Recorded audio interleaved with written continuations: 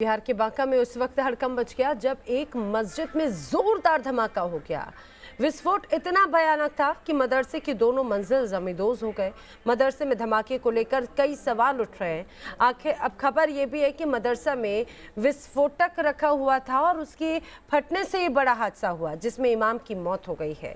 Police अब इन तमाम सवालों के जवाब तलाशने में जुट गई है और अगर वाकई में मदरसे में कोई विस्फोटक या बम था तो बड़ा सवाल ये कि आखिर तालीम देने वाले मदरसे के अंदर हो क्या रहा था।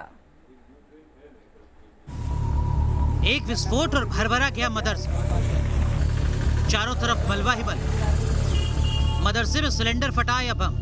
तस्वीरें बिहार के बांका जिले की, जहां मंगलवार सुबह एक मदरसे में अचानक बड़ा धमाका हुआ और धमाके का धुआं छटा तो सामने आया मदरसे का मलबा। तकरीबन 2 मंजिल का ये मदरसा धमाके की चपेट में आकर तिनकों की तरह जार हो गया था।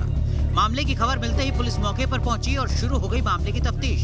लेकिन स्थानीय लोगों की जुबानी जो कहानी सामने आई उसने एक शक पैदा कर दिया। क्या इस धमाके की वजह मदरसे के अंदर रखा बम था? तो बांका जिला के थाना क्षेत्र में, सदर थाना क्षेत्र के नपटोलिया गांव में जो ब्लास्ट हुआ, अब प्राथमिक जांच में उसमें विस्फोटक होने की बात आ रही है। जी हां, जिस तरीके से मदरसे का भवन गिरा था उसी वक्त ये लगा था कि ये बहुत बड़ा धमाका है और उसमें कहीं ना कहीं विस्फोटक तो नहीं था। लेकिन अब जो शुरुआती जांच है उसमें ये लग रहा है कि इसमें विस्फोटक ही था। और ख़ास बात ये कि जिस मदरसे में, जिस कमरे में ब्लास्ट हुआ, बताया जा रहा है कि उस कमरे में इमाम रहते थे, उस कमरे में ब्लास्ट हुआ है। इमाम की इसमें मौत हो गई है और फिलहाल एफएसएल की टीम ने उस विस्फोटक के एक अंश को जांच के लिए अपने पास जब्त कर लिया है। फिलहाल अब जांच के बाद पता चलेगा कि किस तरीके का विस्फोटक वहाँ पर था, आखिर मदरसे में विस्फोटक क्यों था। सिर्फ स्थानीय लोगों की जानकारी ही नहीं बल्कि मलबे की तस्वीरें भी किसी बड़े विस्फोटक की तस्दीक कर रही थी। किसी सिलेंडर के फटने से ऐसे हालात नहीं पैदा हो सकते कि मलबा सड़क के दूसरी तरफ जा गिरे। कोई विस्फोटक ही इतना बड़ा धमाका कर सकता है कि मदरसे के कमरे की चौखटों से लेकर उसकी कंक्रीट की दीवारों तक की धज्जियां उड़ जाए। फॉरेंसिक टीम मलबे के सैंपल ले चुकी है, लेकिन पुलिस अब तक संभल कर ही बात कर रही है। मस्जिद के आगे में मदरसा अभी लॉकडाउन में बंद पड़ा हुआ था, लेकिन आज प्रातः लगभग 8 बजे ब्लास्ट की सूचना मिली। तुरंत हमारी टीम, हम लोग पहुँचे हैं यहाँ। छत गिरा हुआ है, बाहर से बंद था दरवाज़ा। इसका ब्लास्ट कैसे हुआ ये भी हम लोग नहीं कह सकते। एफएसएल की टीम हमारी आ रही है।